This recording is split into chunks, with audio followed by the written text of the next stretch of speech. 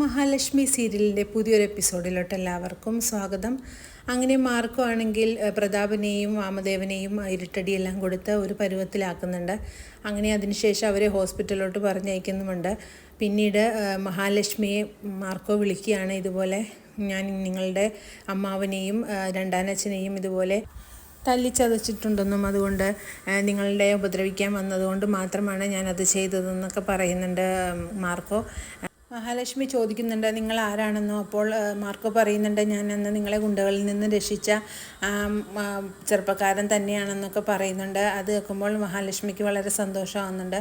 അങ്ങനെ മഹാലക്ഷ്മിയോട് ഇതൊരു കേസാക്കരുതെന്നും എന്തെങ്കിലും ആയിട്ടുണ്ടെങ്കിൽ തന്നെ അത് കണ്ണൻ സാർ എന്നെ വന്ന് ഇറക്കിക്കൊണ്ട് വരണമെന്നൊക്കെ ജാമ്യം എടുക്കുന്നുണ്ട് മഹാലക്ഷ്മിയോട് മാർക്കോ. അതിനുശേഷം ഫോൺ കട്ട് ചെയ്യുന്നുണ്ട്. എന്നിട്ട് കണ്ണനോട് പറയുന്നുണ്ട് കാര്യങ്ങളെല്ലാം. അപ്പോൾ കണ്ണൻ പറയുന്നുണ്ട് തിരിച്ച് ആ നമ്പറിൽ തന്നെ വിളിക്കാൻ പറയുന്നു. അങ്ങനെ തിരിച്ച് ആ നമ്പറിൽ വിളിക്കുമ്പോൾ ഔട്ട് ഓഫ് റേഞ്ച് ആണെന്ന് പറയുകയാണ്. അങ്ങനെ മഹാലക്ഷ്മിയും കണ്ണനും കൂടെ പറയുന്നുണ്ട് നമ്മളെ ആപത്തുകളിൽ നിന്ന് രക്ഷപ്പെടുത്താൻ ദൈവം ഇറക്കിയ ആളായിരിക്കുമെന്നൊക്കെ മഹാലക്ഷ്മി കണ്ണനോട് പറയുന്നു. അപ്പോൾ കണ്ണൻ പറയുന്നുണ്ട് ശരിയായിരിക്കും, അങ്ങനെ ആയിരിക്കും അത്. അല്ലെങ്കിൽ ഇപ്പോൾ നമ്മൾ ഈ 3 പ്രാവശ്യം നമ്മളെ ഇങ്ങനെ രക്ഷപ്പെടുത്താനായിട്ട് ഇങ്ങനെ ഒരാൾ വന്നിട്ടുണ്ടെങ്കിൽ അത് ആ ദൈവം ഇറക്കിയത് തന്നെയാണെന്നൊക്കെ കണ്ണനും പറയുന്നുണ്ട്. പിന്നീട് മാർക്കോ മനസ്സിലോർക്കുന്നുണ്ട് എന്താണെങ്കിലും കണ്ണൻ സാറിനും മഹാലക്ഷ്മിക്കും ഒരു രീതിയിലുള്ള ഒരു കുഴപ്പങ്ങളും സംഭവിക്കരുത്, എനിക്കത് സഹിക്കാൻ പറ്റില്ല. ഞാൻ എന്താണെങ്കിലും അവരുടെ ജീവിതത്തിലെ ഒരാളെപ്പോലെ ഒരു നിഴലായി തന്നെ ഞാൻ കൂടെ കൂടും.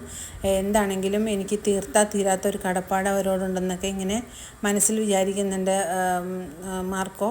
അപ്പോൾ തന്നെ നമുക്ക് മനസ്സിലാക്കാൻ കഴിയുന്നത് മാർക്കോക്ക് ഇവരുമായിട്ട് എന്തോ ഒരു ബന്ധമുണ്ടെന്നോ ആണെന്നാണ്.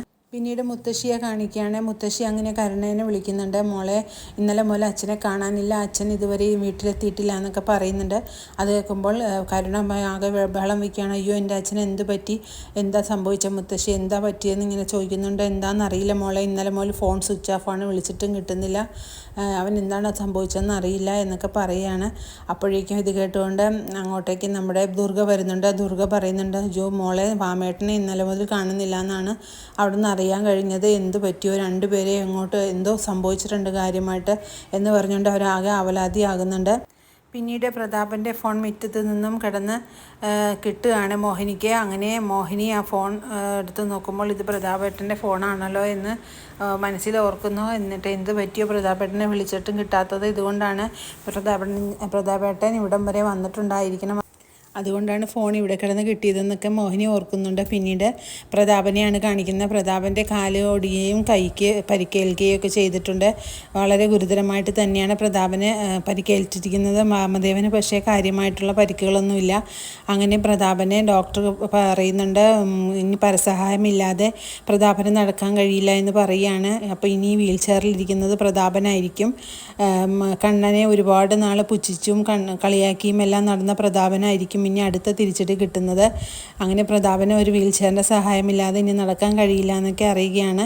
അങ്ങനെ പുതിയൊരു എപ്പിസോഡിനായിട്ട് നമുക്ക് കാത്തിരിക്കാം.